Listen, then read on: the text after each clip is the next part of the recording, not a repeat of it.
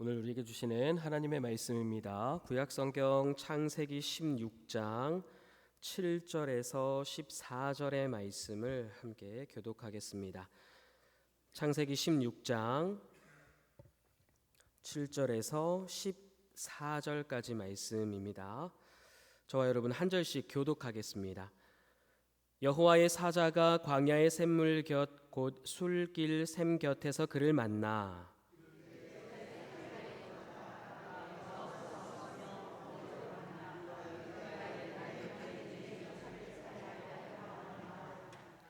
여호와의 사자가 그에게 이르되 내 주인에게로 돌아가서 그 수하에 복종하라.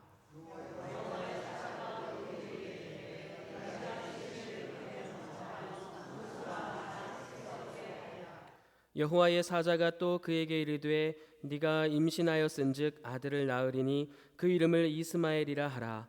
이는 여호와께서 내 고통을 들으셨음이니라.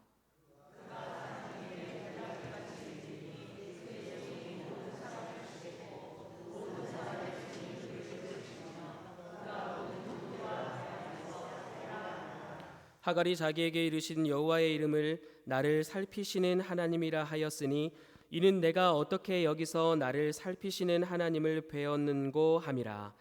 이러므로 그 샘을 브엘라 헤로이라 불렀으며 그것은 가데스와 베렛 사이에 있더라. 아멘. 부활과 우리의 삶, 특히 기쁨의 50일은 어떻게 연관되었는가를 우리가 지금 창세기를 읽으면서 다시 정리하고 있습니다. 먼저 전제를 다시 한번 들려드리면 교회의 전통에서 부활을 어떻게 이해하고 어떻게 믿고 있느냐 하는 것을 분명하게 하셔야 됩니다. 예수 그리스도가 하나님의 형상의 완성이다 이렇게 보는 거예요. 하나님의 형상은 창세기 1장 27, 8절에 나오죠. 하나님의 형상의 완성으로서 예수 그리스도를 보는데 그 완성에 이르게 하는 것이 바로 부활인 것입니다. 예수 그리스도는 빌립보서 말씀에 기록된 것처럼 하나님과 근본 그 형체가 본체로 동등한 존재였으나 동등됨을 취할 것으로 여기지 아니하시고 자기를 비워 종의 형체가 되사 하나님 아버지께 죽기까지 복종, 순종하셨다라는 거예요. 그렇게 그의 근본 본체가 하나님과 동일한 존재이지만 자기를 비워 종의 형체로서 복종하신 그 복종, 그 순종이 옳았다, 참이다, 정당하다, 인정한다 라는 뜻의 그 결말이, 그 결과가 바로 부활인 것입니다. 세상 사람들은 예수 그리스도께서 십자가에 못 박혀 죽으신 이후에 많이 실망했어요. 그런데 오히려 하나님께서는 사람들이 그렇게 실망하고 각기 고향과 제 본업으로 다시 돌아갈 때 예수 그리스도께서 옳았다 하는 표현을 부활로서 온전하게 나타내신 겁니다. 그래서 하나님의 형상이라고 했을 때 순종이라고 하는 개념과 부활이라고 하는 개념이 아주 강력하게 결합되어서 나타나고 우리가 하나님의 형상대로 창조되었고 하나님의 형상대로 살아간다라고 했을 때에도 이와 같은 순종과 부활을 늘 염두에 두어야 하는 것이 바로 우리 그리스도인들이 신앙이라 할 수 있겠습니다. 그래서 이렇게 순종이라고 하는 것은 인간에게 요구되는 어떤 도덕적인 그런 요구 사항이 아닌 겁니다. 현대 신학자 중에서는 이와 같은 순종을 신성이다라고 보는 학자들도 많이 이제 나타나고 있어요. 순종하는 것은 하나님의 성질이라는 것이에요. 여러분 자신만 돌아봐도 그렇잖아요. 부모님의 어버이 주일을 보내면서 정말 우리 어머니는 나 같은 자식을 어떻게 키우셨을까 싶을 정도로 나도 아들이지만 진짜 아들은 키워봤자 소용이 하나도 없구나 싶을 정도로 그래도 우리 자식들을 이렇게 내려다 보면서도 마찬가지죠. 저런 게 어떻게 내 뱃속에서 나왔을까? 뭔가가 잘못돼도 크게 잘못되었다. 이런 생각이 들 수 있잖아요. 그만큼 순종이라고 하는 것은 그야말로 제가 봐도 그냥 인간적으로 봐도 이거는 신성에 가깝다라고 보여져요. 어쨌든 이렇게 순종과 부활을 통해서 우리에게 말씀하시고자 하시는 하나님의 뜻이 굉장히 크다. 특히 우리가 부활을 계속해서 생각해야 하는 이유는 우리에게 훗날 일어날 일이기 때문에, 실질적으로 부활이 우리에게 필요한 것이기 때문에 계속되는 관심을 가져야 하는 것입니다. 어떤 분이 이렇게 말씀하세요. 목사님, 나는 지금도 더 살기 싫은데 부활해서 또 살아야 돼요? 이렇게 얘기해요.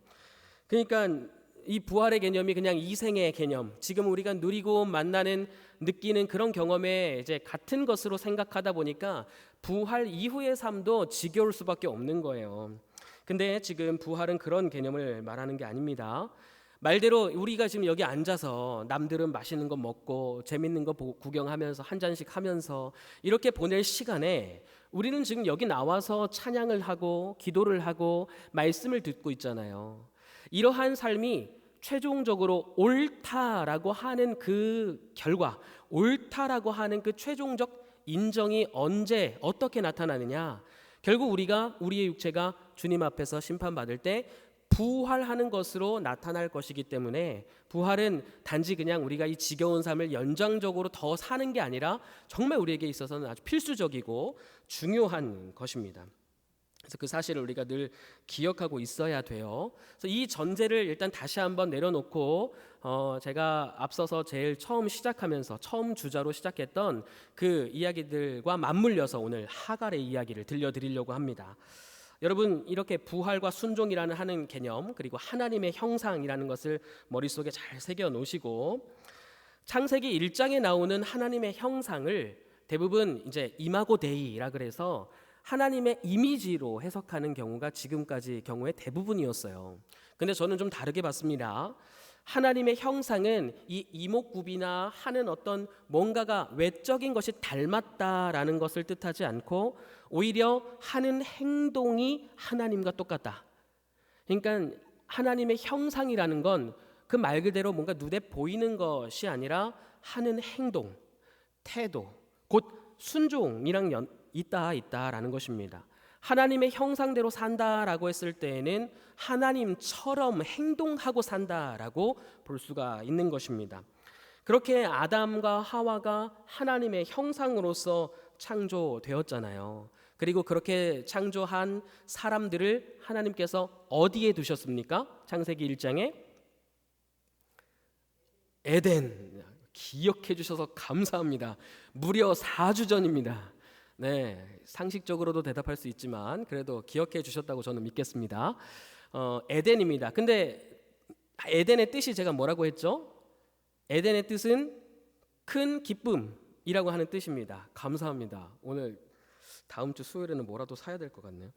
네, 정말 큰 기쁨을 창조하시고 하나님의 형상을 그 큰 기쁨 한가운데 두신 거예요. 그래서 그 큰 기쁨을 경작하고 다스리면서 살아라 하셨던 것이 하나님의 형상에 대한 첫 번째 명령이었습니다. 그런데 아담과 하와는 그렇게 하지 못했지요. 그렇게 하지 못하고 도리어 하나님의 형상으로서의 모습을 버리고 자신들이 하나님이 되려고 했죠. 이렇게 자신들이 하나님이 되려고 하는 그 상황 속에서 크게 3가지 정도의 현상이 나타납니다. 먼저 첫 번째는 뱀이 유혹했던 것처럼 하나님의 말씀을 뒤틀어 버립니다. 예를 들면 에덴, 그 큰 기쁨이라고 하는 에덴 동산에 있는 모든 것을 다 먹되 딱 하나만 먹지 마, 이렇게 말씀하셨단 말이에요. 여러분, 이거는 하나님이 거의 사실상 다 주셨다라고 말해도 과언이 아니지요. 근데 뱀은 어떻게 말을 바꿉니까? 하나님은 너에게 결국은 100%를 다 안 주셨네, 이렇게 얘기해요. 이게 뉘앙스가 다르죠. 99를 주고 하나를 안 주면 우리는 사실상 100이라고 느껴요. 받아들여요. 근데 뱀은 99를 다 주면 뭐하냐? 1은 안 줬네. 결국은 100이 아니네. 너는 쓰레기야. 이렇게 되는 거예요. 그러면 결국 거기에 대해서 집중하다 보면 하나님을 어떤 하나님으로 만듭니까? 굉장히 모든 것을 다 주는 관용적인 하나님임에도 불구하고 옹졸하고 굉장히 쪼잔한 그런 하나님으로 만드는 현상이 나타납니다. 두 번째로는 정령 죽을 것이다 이렇게 말씀하셨어요. 이거 먹으면, 선악을 알게 하는 나무의 열매를 먹으면 정령 죽으리라. 이게 동어 반복이에요. 무트, 타, 무트. 죽고 그리고 또 죽을 것이다 라는 말이에요. 이거 확실하게 여지없이 죽는다는 얘기거든요. 근데 뱀이 뭐라고 얘기합니까? 이거 먹어도 안 죽어 이렇게 얘기해요. 이렇게 되면 지금 하나님을 어떻게 만드는 거예요? 거짓말쟁이로 만드는 거예요. 하나님을 거짓말하시는 분으로 만들어버리는 현상이 나타납니다. 세 번째로는 서로를 부끄럽고 수치스럽게 생각합니다. 그래서 서로를 탓합니다. 아담은 뭐라고 탓했어요? 하와에게 네가 먼저 줬잖아. 하와는 뭐라 그래요? 너는 내 남편이잖아. 그리고 제가 말씀드렸죠? 문자적으로 보면 뱀과 하와가 대화하는 그 장면에서 뱀이 사용하는 동사가 복수를 의미한다 그랬어요. 아담이 그 현장에 있었고 다 듣고 있었다는 뜻이에요. 침묵함으로 방관하고 있었고 방관함으로 동참하고 있었다 이렇게 봤어요. 그래서 서로를 탓합니다. 서로를 탓하면서 결국 이 하나님의 형상이 매우 어리석은 모습으로 전락하게 되는 거죠. 내 뼈 중에 뼈요 살 중에 살이라 하던 사람은 없는 거죠. 이제는 그냥 이렇게 타락한 것이 다 아내 때문이다, 하와 때문이다 이렇게 보는 겁니다. 그래서 이 하나님의 형상이 굉장히 어그러지는 그런 모습을 우리가 창세기 1장, 2장, 3장에서 보아왔던 것입니다. 그런데 이렇게 부활하신 주님은 이 하나님의 형상을 온전하게 완성하신 분으로서 다시 그 동산 앞에 서셨다라고 말씀드렸어요. 이렇게 큰 기쁨에서 추방당하고 하나님과의 관계는 단절시켰으며 그리고 서로를 수치스럽고 부끄러운 존재로 바꿔버리고 하나님을 거짓말쟁이요 옹졸하고 정말 쪼잔한 분으로 만들었던 이 모든 관계들을 다시 회복하시는 동산지기로서 부활하신 예수님이 일하고 계신다라는 것입니다. 그래서 그렇게 부활하셔서 일하시는 그 주님께서 안식이 필요한 노아 그리고 그렇게 노아처럼 사람들에게 조롱받고 그리고 사람들에게 외면받으면서도 산 위에 방주를 지어야 하는 그런 우리의 신앙의 생활과 유사한 그런 모습들을 하나님께서 위로하시고 안위하시는 모습으로 그리고 또 이 하나님의 형상을 개인적이고 사적으로 어그러뜨리며 하나님과의 관계를 부서뜨렸던 이런 행태가 이제는 집단적이고 민족적이고 국가적으로 발전시켰던 바벨탑 사건. 그 바벨탑 사건을 읽으면서도 하나님은 어떻게 일하시고 특히 부활하신 예수님은 우리 가운데서 어떻게 일하시는가를 우리가 지난주까지 보게 되었던 것입니다. 이렇게 부활하신 주님이 오늘 본문에서는 이제 누구를 찾아오시는가 하는 겁니다. 그 주제를 말씀드리면 바로 하갈과 같은 이들에게 부활하신 주님이 다시 나타나시는 겁니다. 하갈, 이 이야기 여러분 혹시 아시는 분도 계시지만 잘 모르시는 분들도 많이 계실 거예요. 어떤 이야기냐면 아브라함이 지금 약속을 받았지 않습니까? 큰 민족을 이루겠다. 자식을 줄 거다. 내가 너에게 아들을 잉태하게 해서 그 아들로 말미암아 큰 민족을 이루게 하겠다 약속을 주셨어요. 그렇게 하고 10년이 지났습니다. 자녀가 아직 안 태어났어요. 그러니까 이쯤 되면 이 약속에 대한 의구심이 생기기 마련이죠. 10년이면 굉장히 많이 참은 거 아닙니까? 여러분 한 약속 어기는 사람 10년 참아주실 수 있어요? 내 돈 안 갚는 사람 10년 참아주세요? 그게 단 10원이라도 열흘만 가도 못 참죠. 근데 10년이에요. 어쨌든 그래도 오래 버텼어요. 그 와중에 이제 하나님의 약속이 일어나지 않는다. 나에게 허락되지 않았다라고 이야기하는 것 같아요. 그래서 아브라함의 아내인 사레가 수를 쓰죠. 몸종을 통해서 당시에는 합법이었습니다. 몸종을 통해서 자식을 낳아서 유업을 잇기로 했어요. 그렇게 했는데 결국 그렇게 해서 몸종이 임신을 합니다. 근데 그 임신한 몸종이 굉장히 이 사례를 얕보고 멸시해요. 그러니까 사례가 열받아서 이 몸종과 이 자식을 내쫓아라 이렇게 얘기합니다. 그래서 내쫓기는 내용이에요. 이게 지금 전체 스토리입니다. 근데 이 장면에서 정말 놀랍게도 창세기 1, 2, 3장에서 나오는 그 장면이 아주 고스란히 반복되고 있는 것을 볼 수 있습니다.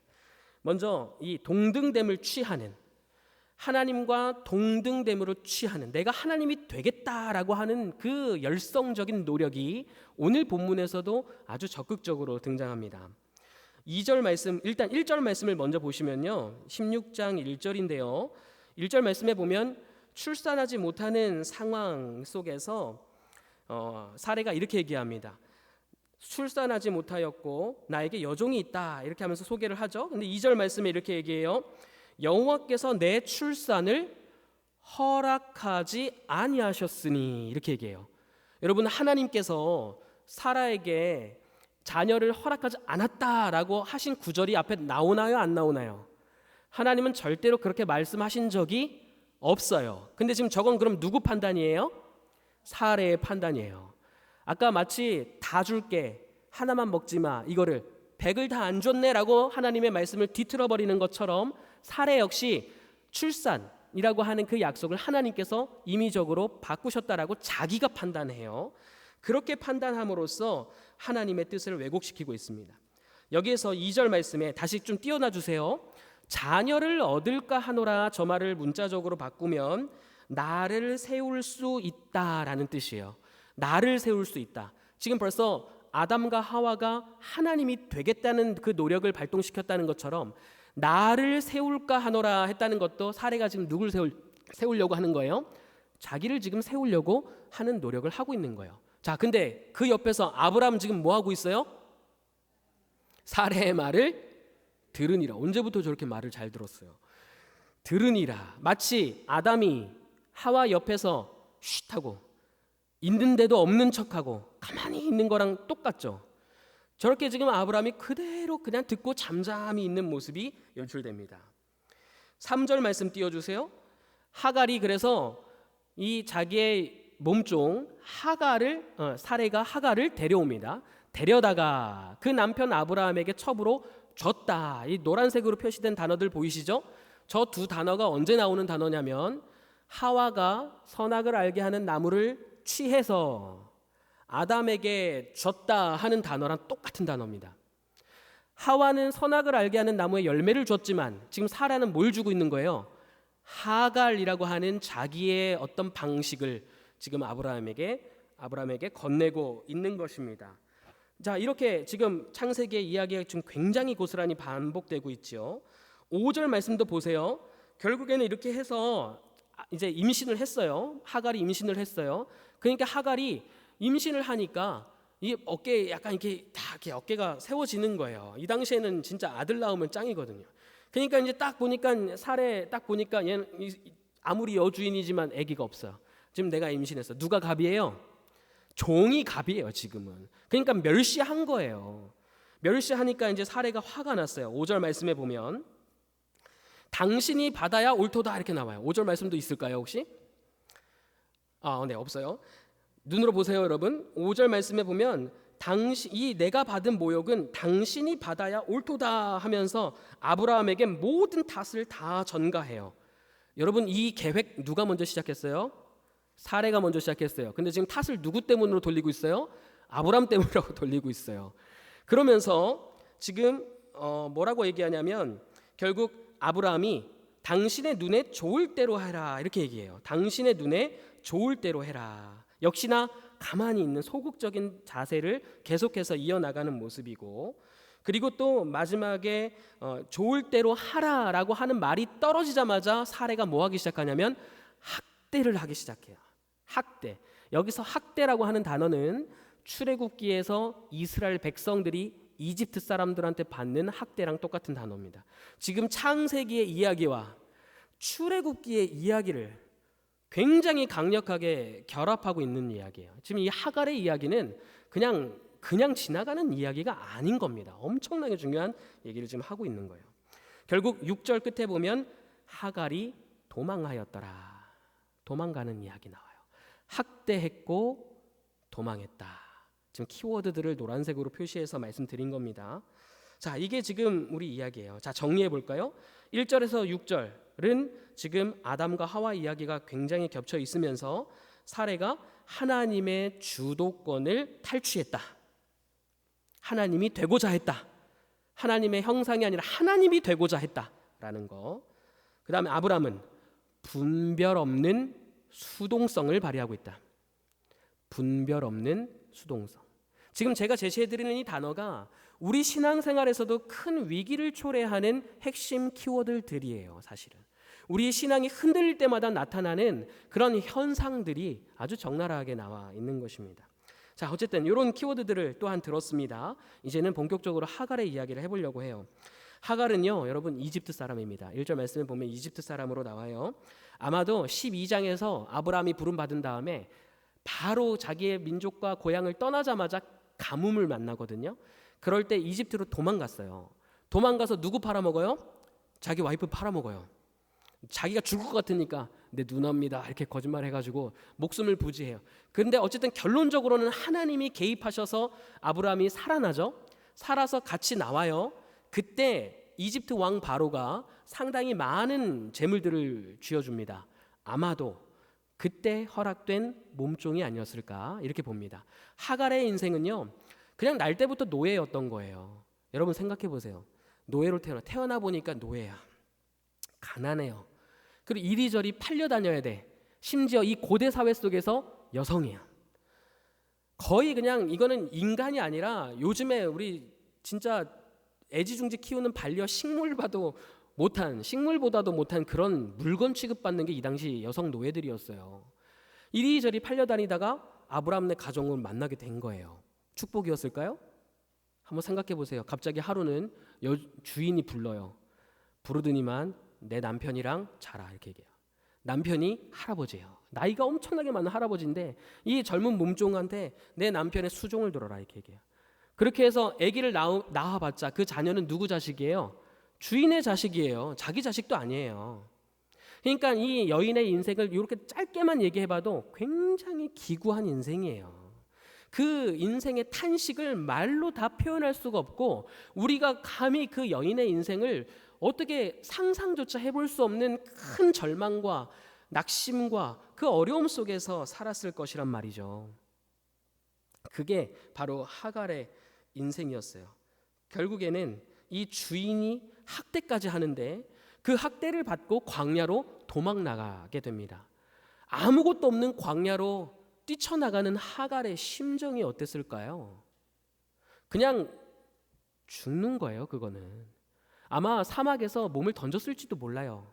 구덩이도 많았고요, 도둑들도 많았고 짐승들도 많았어요. 밤 되면 그냥 자면 얼어 죽어요. 사막이라고 해서 더운 게 아닙니다. 밤이 되면요, 시편에서 괜히 낮의 해와 밤의 달이 너를 상치 못하게 한다는 말이 그냥 나오는 게 아니에요. 밤에 그냥 노숙을 하면 죽을 수도 있어요. 하갈의 인생은 살아있지만 죽은 인생이었습니다.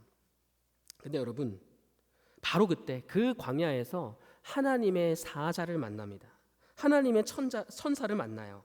제가 질문 드릴게요. 여러분, 성경에서 하나님께서 이름을 불러주신 여성의 이야기가 몇 번이나 나오는 것 같아요? 하나님이 여성 인물의 이름을 부르는 거. 예? 마리아 이름 부르셨을까요? 여러분, 고대 근동 문헌 전체에서 신이 여성의 이름을 부른 건 이 본문이 유일합니다. 성경 내에서가 아니에요. 고대 근동 문헌에서 신이 여성의 이름을 부른 건 이 본문이 하나예요. 하갈의 이름을 하나님이 부르셨어요. 심지어 말도 거세요. 네가 어디에서 어디로 가냐 말도 거세요. 이게 사람한테 말 거는 신은 이 당시에는 상상도 못하는 거예요. 또 한 가지 질문 드릴게요. 여러분, 천사가 나타나서 네가 아들을 낳을 거다라고 말해준 사람은 누가 기억나세요? 마리아. 그 전에 또 한 사람 있잖아요. 엘리사벳. 이 두 사람은 명확히 기억나시죠? 그러면 이 두 사람 이전에 먼저였던 사람이 또 있었을까요? 눈치를 채셔야죠. 오늘 주인공이 누구예요? 여러분, 성경 전체에서 일본 말이긴 하지만 수태고지를 받은 여성, 마리아보다도 앞서 있고 엘리사벳보다도 앞서 있는 여성이 하갈이에요. 오늘 본문에 등장해요. 이제 여러분, 이거는 진짜 하나님이 하갈에게 엄청난 은혜를 베풀어 주셨다라는 거예요. 버림받은 것 같은 그 인생을 외면하지 않으시고 이름을 불러주시고 심지어 말도 거시며 약속을 주시는 분이 바로 하나님이다라는 거예요. 그래서 이 천사가 이야기합니다. 9절 말씀 보시면요, 여호와의 사자가 그에게 이르되 내 주인에게로 돌아가서 그 수하에 복종하라. 이 말씀 띄워놔 주세요. 자, 천사가 얘기하는 거예요. 뭐라고 얘기합니까? 여주인에게 어떻게 하래요? 가서 머리끄댕이를 잡고 발로 시계 명치 한번 차, 이렇게 얘기해도 될까 말까인데 돌아가서 뭐 하래요?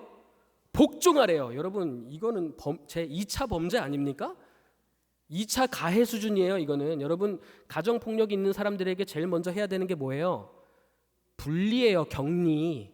요즘에 그 격리가 안 돼서 제 2차 3차 피해가 계속 있잖아요. 근데 지금 천사가 지금 2차 피해하고 있는 거예요? 아니에요. 그냥 저렇게 보내는 게 아닙니다. 약속까지 주시면서 보내는 거예요. 여러분, 저기서 지금 그 수하에 복종하라라는 단어 있지요? 복종하라. 저 복종하라 하는 말이 사실은 학대랑 똑같은 어근을 갖고 있어요. 그러면 돌아가서 학대하라 이 말이에요? 그 말이 아니에요. 저 말은 무슨 말이냐면 말 그대로 순종하라는 뜻인데 순종의 원리에 대해서 담고 있어요. 여러분, 하갈이 살면서 자유를 얼마나 갈망했을까요? 얼만큼? 하늘만큼 땅만큼. 얼마나 자유를 갈망했겠어요. 근데 그렇게 자유를 갈망해서 결국 그 학대를 견디지 못하고 광야로 뛰쳐나간 여인에게 천사가 돌아가서 복종하래요. 그러면 자유는 언제 얻을 수 있다? 순종할 때. 역설적이게도 자유를 얻고자 하는 사람은 자기의 자유를 자기 스스로 제어하여 순종하는 사람들에게 그 자유가 주어진다라고 하는 원리가 저기 담겨 있는 거예요. 그러면 저 복종이라고 하는 단어는 누구랑 또 연결돼요? 예수 그리스도의 순종이랑 똑같이 연결되는 거예요. 예수님이 어떻게 순종하셨어요? 하나님의 근본 본체라니까요. 동등됨을 취할 것으로 여기지 아니하시고 자기를 비워 종의 형체가 되셔서 오셔서 어디까지? 죽기까지 복종하셨다. 그 복종을 지금 하갈에게 계시하시고 요구하고 있는 겁니다. 대신에 그냥 돌려보내는 거 아니에요. 약속을 주셨어요. 그게 오늘 본문 8절, 9절, 10절, 11절, 12절 가장 핵심적인 얘기들입니다. 10절 말씀 보시면 결국 네가 내 씨를 크게 번성케 하여 그 수가 많아 셀 수 없게 하리라. 이거 누구에게 주신 약속이랑 비슷해요? 아브라함에게 주신 약속이랑 똑같아요.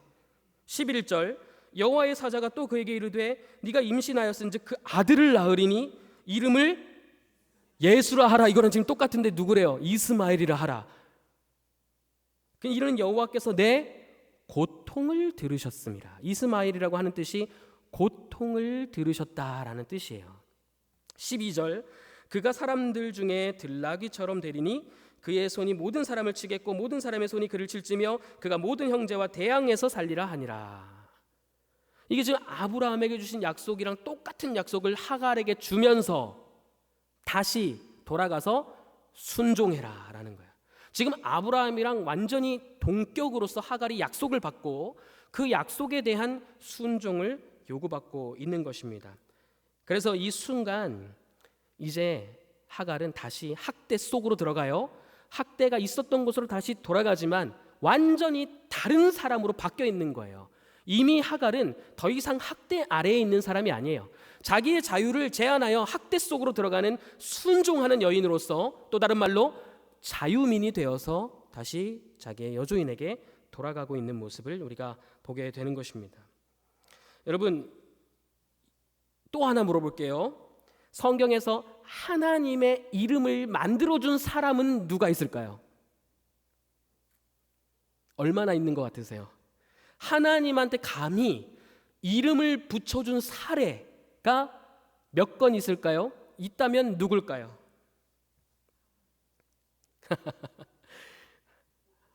세 번을 질문해도 모르시겠어요? 눈치를. 오늘 주인공이 누구예요? 성경 전체에서 하나님의 이름을 만들어 부르는 사람 하갈밖에 없어요. 여러분 지금 머릿속에 자꾸 하나님의 호칭들이 떠오르죠? 그거 다 지명인 거 아세요? 상황이거나 지명이지 사람이 하나님의 이름이라고 지어준 게 아니에요. 나를 살피시는 하나님이라고 하는 그 이름을 지어서 부른 사람이 하갈이 유일합니다. 모르셨죠? 그러니까 하갈이, 사람들이 우리가 신앙생활하면서 우리 은연중에 다 지금 인종차별하고 있다니까요. 하갈 이렇게 차별하면 안 돼요. 사실은 마리아 하면은 바로 그냥 하갈 이름 나와야 될 정도예요. 이 정도면 그렇지 않습니까? 하갈이 그런 은혜를 받은 사람이에요.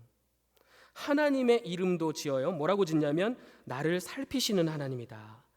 나를 살펴봐 주시는 하나님. 근데 여러분 이거 문자 그대로 직역하면 내가 본 하나님입니다. 내가 본 하나님. 엘로이라고 하는 말인데요. 이 말은 이중적인 의미를 다 갖고 있는 거예요. 나를 살피시는 하나님, 동시에 내가 만나고 내가 본 하나님. 욥이 고난받다가 막판에 하나님한테 굴복하고 이렇게 고백해요. 그동안은 내가 귀로 들었사오나 이제는 내가 주를 눈으로 보나이다, 이렇게 얘기해요. 보았다 하는 그 고백이 지금 이 하갈에게서 있는 거예요. 하갈에게 이 고백을 받고 하나님의 이름을 지어 부르는 사람으로서 아주 당당한 여인으로서 서는 거죠. 종이라고 하는 신분 없어요. 여성이라고 하는 사회적 어떤 신분제도 없어요. 이집트라고 하는 어떤 이스라엘을 만약에 중심으로 본다면 이집트라고 하는 어떤 이방 사람이라는 거 없어요. 하나님은 그저 약속을 주시고 순종하는 사람에게 은혜를 주시는 거예요. 차별이 없다는 말이 거기에 있는 겁니다. 그러면서 이제 우물을 지어요. 내가 심지어 여기서 나를 보시는 이의 등을 보았습니다라는 뜻이에요. 그 지금 우리가 오늘 본문에 그 부엘라 헤로이라고 하는 말을 붙이면서 13절에 내가 어떻게 여기서 나를 살피시는 하나님을 배웠는고 하는 말이, 다시 말하면 내가 어떻게 이 와중에 나를 살피시는 하나님의 등을 보았는가라는 말이에요. 그러면서 우물, 내가 곁에 있어 광야에서 만났던 그 우물에다가 부엘라 헤로이, 나를 살피시는 이의 살아계신 하나님의 우물이다, 이렇게 이름을 짓는 이야기가 오늘 본문입니다. 여러분, 하갈에게 주어진 이 은혜, 뒷골목 인생, 정말 아무것도 할 수 없고 죽은 것과 같은 인생 속에 하나님이 행하신 일과 그 은혜가 좀 받아들여지시고 느껴지십니까? 엄청난 은혜예요. 나중에요, 이 하갈이 어떤 이거는 이제 저만의 주장은 아니고요. 이미 여러분들 유튜브에서 보셨는지 모르겠는데 잘잘법이라고 하는 프로그램 혹시 보세요?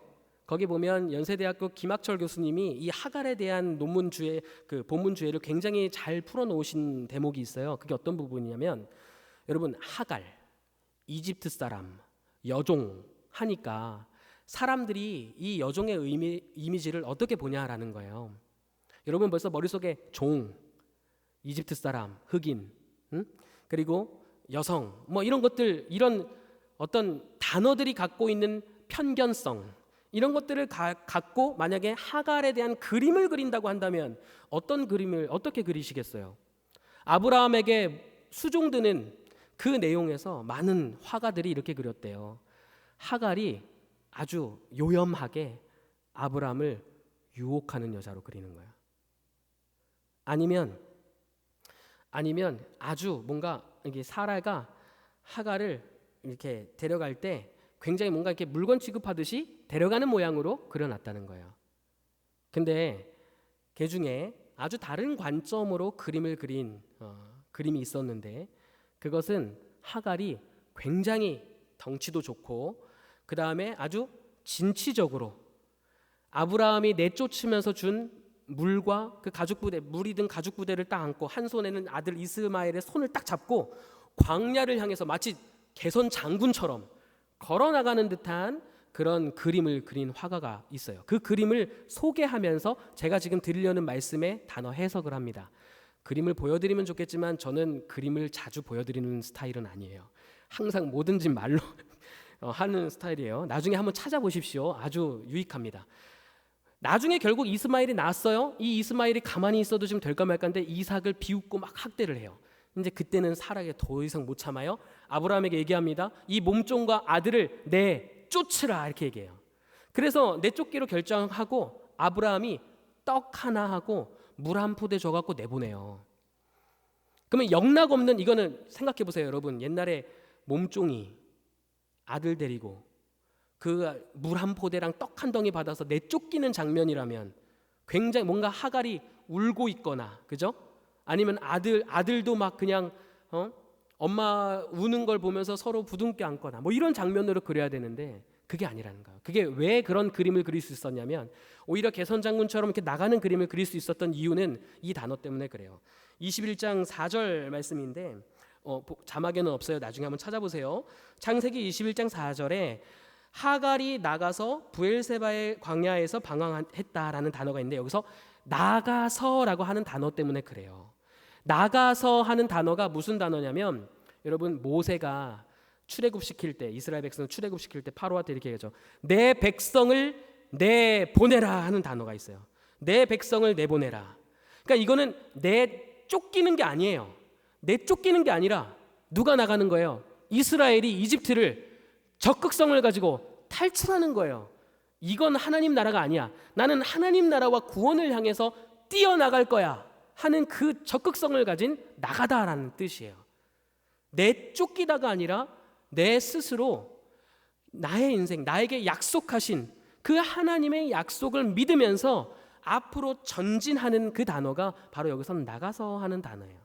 그러니까 하갈이라고 하는 여인을 다양한 화가들이 그렸는데 그 화가들의 그림도 그 사회적인 시대적인 편견 속에서 하갈을 굉장히 여성 인격 모독적으로 그리거나 약한 사람으로 그리거나 울며 불며 그냥 연약하게 당하는 인간으로 그리지 않고 담대하게 나가는 그림을 그릴 수 있었던 것은 바로 이와 같은 하나님의 약속과 은혜와 그 약속과 은혜에 순종하는 하갈의 태도 때문이었다. 그러면 여러분 이쯤 되면 이제 교훈을 얻으실 수 있겠습니까? 여기 혹시 수많은 하갈들이 앉아 있을 수 있잖아요.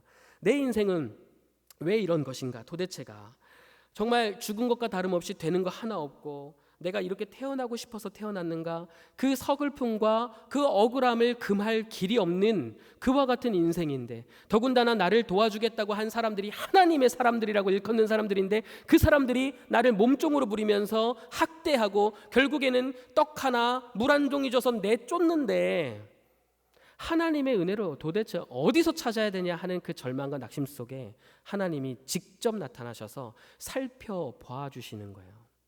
그러면서 그렇게 태어난 아들이지만 내가 그 아들을 통해서 큰 민족을 이루어 주겠다 하시는 그 하나님의 긍휼과 자비, 그 긍휼과 자비가 오늘날 우리 앞에도 놓여져 있는 것입니다.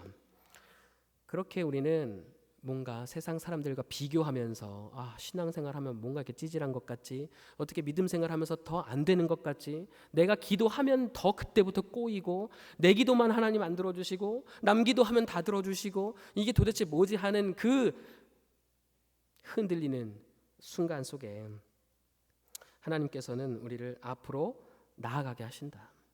나아가라 하신다. 그런 어떤 내쫓기는 게 아니라 세상과 비교하면서 세상으로부터 우리가 도태되는 것 같고 세상으로부터 뭔가 우리가 좀 모자라게 보이는 것 같고 미진하게 보이는 것 같지만 그러나 그것이 아니라 오히려 우리는 세상을 등지고 오히려 하나님의 나라를 향해 자랑스럽게 그리고 가장 위엄 있게 걸어 나가는 사람들이다라는 것입니다. 그래서 우리가 이 사실을 기억해야 하겠습니다. 그러면 이 사실이 부활하신 예수님이랑은 어떻게 맥이 닿아 있느냐? 아까 말씀드렸죠. 첫 번째, 자유를 위해 학대 안으로 복종하신 분이 바로 예수 그리스도다. 이 복종 때문에 우리 주님이 부활하실 수 있었다라는 거죠. 자유를 위해서 학대 안으로 들어가신 분, 왜 그렇게 들어가셨어요? 누구를 위해서? 누구를 위해서? 수많은 하갈들을 위해서. 여기 있는 사람들로 얘기하면 나를 위해서, 나를 위해서 우리 주님은 그렇게 자발적으로 들어가신 거예요. 두 번째, 우리 주님은 이끌어내시는 분이에요. 내쫓는 분이 아니라 당당히 내보내시는 분. 이집트와 로마와 페르시아와 같은 이 피라미드 구조와 같은 소수가 다수를 지배하고 소수가 다수의 이익을 다 탐닉하며 착취해가는 이런 사회적 구조, 관료주의적 체제, 상승을 위해서 밑에 있는 사람들끼리 경쟁하고 치열하게 싸우고 다툴 수밖에 없는 이런 사회적 구조를 완전하게 부인하고, 자기를 부인하고 나가는 것처럼 그런 세계 구조를 완전히 부인하고, 마치 도형으로 표현하자면 역삼각형 혹은 원에 준하는 그 도형에 위시되는 하나님 나라를 위해서 애쓰고 수고하고 기도하는 그런 사람들로 우리를 이끌어내 가시는 분이 바로 하나님이다라는 거예요. 모난 부분은 다 원처럼 둥글게 만드시고, 또 힘들었던 거칠었던 부분들은 다 서로가 서로를 치유하고 격려하고 지지하는 그 교회라고 하는 공동체를 통해서 하나 되게 하시는 분, 이방 사람이라 하더라도 환대하고 영접하면서 하나 되게 하시는 분, 그분이 바로 부활하신 예수 그리스도이십니다. 우리는 그분을 믿는 사람들이고, 하나님의 형상으로 살아갈 때 결국 이와 같은 주님의 행실, 학대 안으로 복종하며 들어가는 삶, 내쫓는 게 아니라 도리어 사회적인 악한 구조 속에서 내보냄으로 구원으로 인도하는 그런 사람들, 그런 사람들이 바로 저와 여러분의 삶이 되었으면 좋겠습니다. 하나님의 행하심을 기대합시다. 우리 하나님, 우리가 부르짖을 때 그 부르짖음에 응답하시는 하나님이십니다. 뿐만 아니라 그 귀 기울이는 음성, 그 귀 기울이시는 긍휼과 자비로 우리에게 하나님 나라를 약속해 주시는 분이십니다. 뿐만 아니라 우리를 이 세대 가운데 그냥 내동댕이 쳐버리지 않으시고 끝까지 우리를 굽어 살펴보시는 하나님이십니다. 그리고 끝내 나를 그렇게 살펴보시는 하나님을 보게 만드시는 하나님이십니다. 이 하나님을 우리가 기다리고 기대하고 사모하면서 이 땅에서 거룩한 자들로 살아갈 수 있기를. 그래서 이렇게 광야 한가운데 만났던 그 우물, 다시 옛날에는 나를 좌절케 했던, 먹고 죽자 했던 그런 우물이었지만 이제는 완전한 의미로서 마치 예수께서 사마리아 여인을 우물 곁에 만나셔서 이제는 이 지긋지긋한 삶 청산하고 바로 여기서 영과 진리로 예배해라. 장소가 중요한 게 아니고 조건이 중요한 게 아니고 남녀 불문하고 신분의 고하를 막론하고 그저 영과 진리로 예배하면 나를 만날 것이다 말씀하셨던 그 예수님처럼 다시 우물 곁에 서는 사람들로서 우리가 살아갈 수 있기를 주님의 이름으로 축복합니다. 함께 기도합시다. 기도 제목 보여주시면 좋겠습니다. 네, 첫 번째 제목입니다. 하나님께서 하갈에게 행하심과 같이 우리도 살피시는 하나님을 보게 하시고 아무것도 아닌 존재로부터 민족을 시작하셨던 하나님을 기억하면서 우리도 힘있게 살아가게 하여 주시옵소서. 위에서 먼저 기도하면 좋겠습니다. 우리 말씀을 의지하면서 기억하면서 기도하실 때 주님의 이름 한번 부르고 통성으로 기도하겠습니다. 주여, 하나님, 그렇습니다. 우리의 인생은 하갈과도 같습니다. 자유가 있지만 자유가 없는 듯하고, 그리고 나에게 이미 주어진 자유조차도 순종하거나 복종하지 못하며 하나님의 형상으로 살아가기보다는 하나님이 되려고 아둥바둥했던 우리의 모든 잘못과 그리고 우리의 어리석음을 주님 앞에 용서를 구하며 고백합니다. 아버지 하나님, 이 시간 간구합니다. 하갈에게 행하셨던 것처럼 우리에게 긍휼과 자비와 우리의 고통을 들으시는 하나님으로서 우리 가운데 나타나 주시옵고, 하나님, 그리하여서 우리가 하나님의 은혜 가운데에서 당당히 이 땅의 삶, 광야와도 같은 이 삶을 우리가 정말 뚜벅뚜벅 한 걸음 한 걸음 걸어 나갈 수 있도록 꿀리지 않고 쫄지 않고 겁먹지 않고 위축되지 않고 도리어 하나님의 나라를 향해 걸어나가는 우리 모든 성도들 다 될 수 있도록 하나님 역사하여 주시옵소서. 하나님 또한 아무것도 아닌 존재, 정말 살아있지만 죽은 것 같이 정말 아무것도 아닌 그 사람으로부터 민족을 시작하셨던 그 하나님을 기억하면서 우리도 믿음으로 힘있게 살아갈 수 있도록 하나님 복내려 주시옵소서.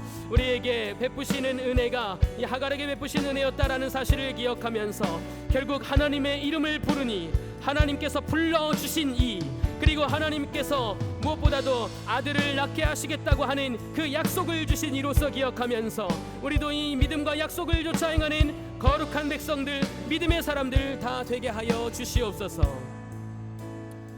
우리 말씀을 의지하여 한 번 더 기도하겠습니다. 다음 제목 띄워주세요. 부르짖음을 들으시는 하나님을 기억하면서 우리가 살면서 당했던 모든 고난과 고통을 다른 이들은 결코 겪지 않게 해달라고 기도합시다. 특별히 고아와 미망인들과 이방인과 나그네들을 환대하고 그들을 영접하게 하시고 우리 교회가 존재하는 이유, 이 지역사회에 이와 같은 사회적으로 어려움을 당하는 하갈과 같은 이들을 살려내는 사역을 우리 교회가 감당하게 해달라고 기도합시다. 다시 한번 저 두 가지 제목 기도하실 때 주님의 이름을 부르고 기도하겠습니다. 주여, 하나님 이 시간 말씀으로 다시 한번 우리의 기도 제목을 고쳐 잡습니다. 하나님, 이제는 나만을 위한 기도가 아니라 이처럼 부르짖음을 통하여서 주님께 신원하고 탄식하는 이들을 위해서 기도합니다. 하나님, 우리 교회가 그들의 부르짖음에 그리고 그들의 신음에 우리가 외면하지 아니하고 옳게 반응하여서 그들을 건져내는 사역들을 이루어 나갈 수 있도록 하나님 역사하시고 함께하여 주시옵소서. 특별히 사회적인 약자들이나 한부모 가정들이나 그리고 고아, 미망인, 이방인들, 나그네들, 사회적으로 낙인 찍힌 자들, 그리고 텃세에 의해서 밀려나는 자들, 그리고 또 주류 사람들에 의해서 학대받는 자들, 이 모든 자들의 고통을 품어낼 수 있는 아버지 하나님의 긍휼과 자비를 실천하는 하나님의 형상으로서의 우리 교회가 다 될 수 있도록 하나님 역사하여 주시옵소서.